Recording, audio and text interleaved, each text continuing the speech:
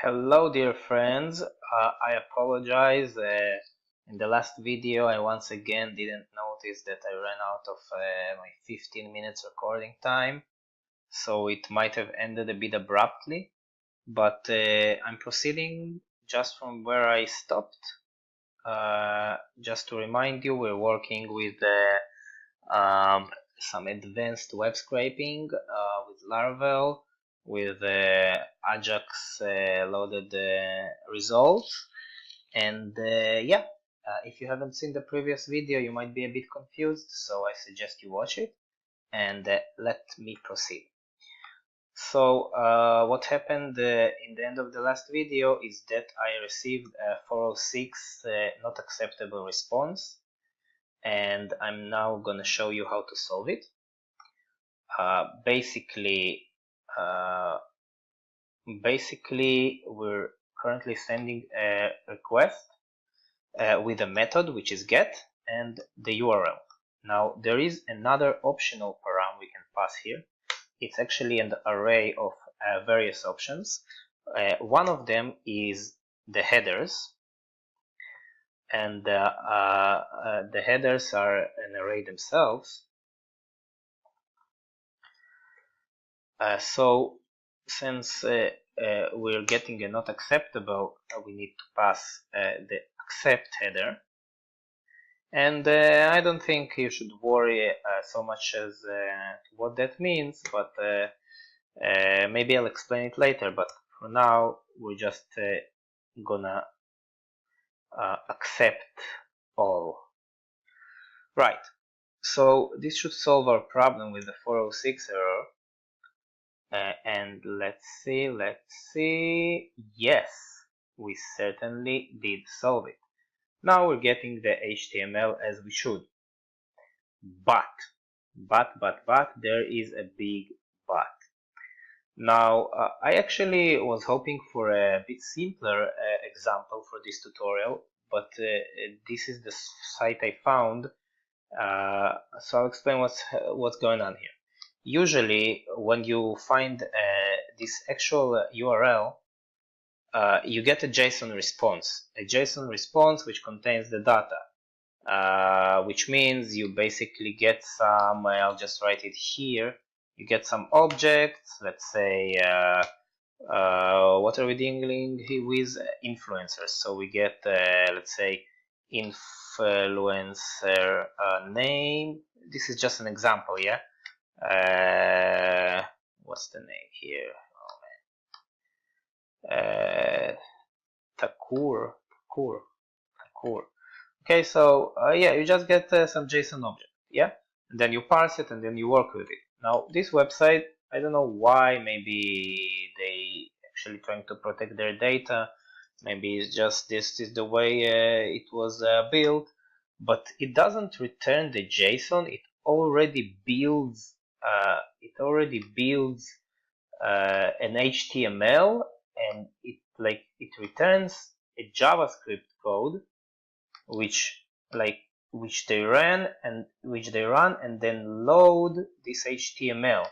So this creates a bit of a problem for us because we don't need this JavaScript code. We only need what's inside of here.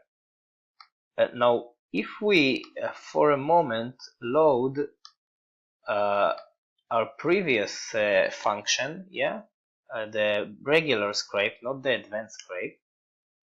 Let's see, it was just in the root, right? And yeah, we have the 100 chars. Look what's happening here. It actually sees it as an HTML page, and we can just see it by the symboling of the /n, which are orange. Now if we look in here, oh, let me close this. Yeah, if we look in here, it does see the /n outside, but not inside of the string. For it, it's just a string. It's actually getting really confused here. So if I parse this, right now I'm only printing the HTML, yes, but if I print the DOM response, let me var dump the DOM. My computer is really lagging because it's doing a lot of stuff simultaneously. So if I var dump the DOM, look what's going on here. Yeah, so it's getting confused because if I print, I'm not gonna var dump the DOM. I'm gonna find the div. I'm sorry, the div element with the class. With the class of, like we said, influencer card. It's not this one, but I remember it's influencer card. So come on. If we load the influencer card div, just to show you, since I showed it in the previous tutorial, this is the one, influencer card class. Okay, so influencer card, we should be able to see it if it was parsed correctly, but since it wasn't parsed correctly, it's gonna return an empty array probably. Let's see. Yeah, it can't find it because it gets confused with the jQuery code. It's parsing the page incorrectly. So the way I found a solution for it, and you might be able, maybe someone watching this tutorial might find a better one, but I actually cleaned the code before parsing it, which means I did two things.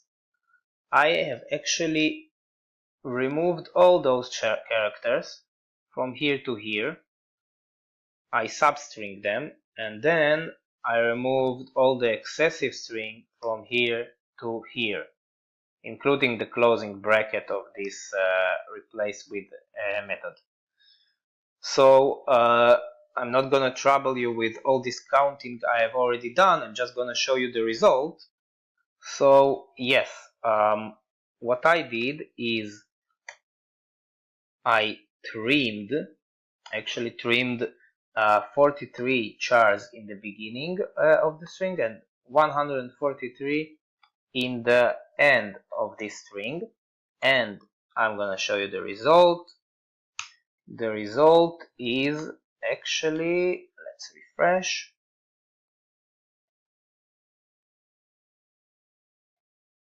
Oh, what did I do? I want the trimmed result. This is what I want to print.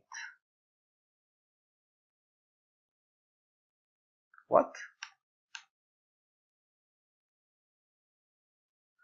Oh, I'm sorry. I copied it from my backup file, so it should be HTML, not result.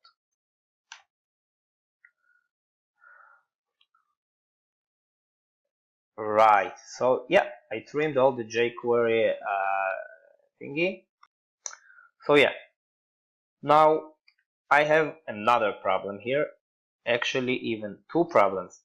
Since this is a string format and not a regular HTML page, we can see that those /n's are actually embedded inside the string.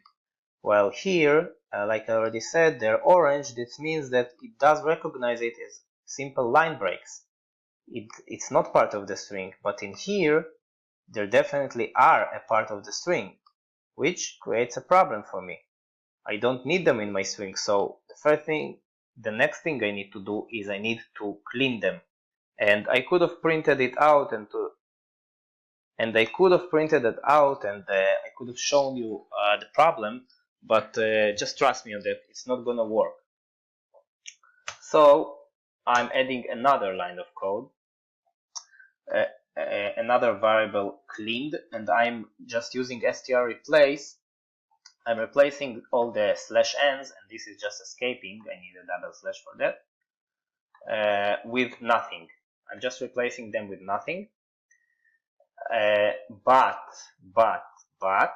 I have another problem, and let's just print it again. This is the final one. We're gonna solve the final problem in this weird response. And this is, if you look carefully, you can see those slashes before the double quotes. Now, they are here, of course, because it was inside the jQuery functions, probably encapsulated with double quotes. So they needed to escape all the double quotes. But this is not good for me because it will break the DOM parser. Okay, so another round. I'm just gonna replace the cleaned with the same variable name, but this time it's not the /n. Come on, don't get stuck on me.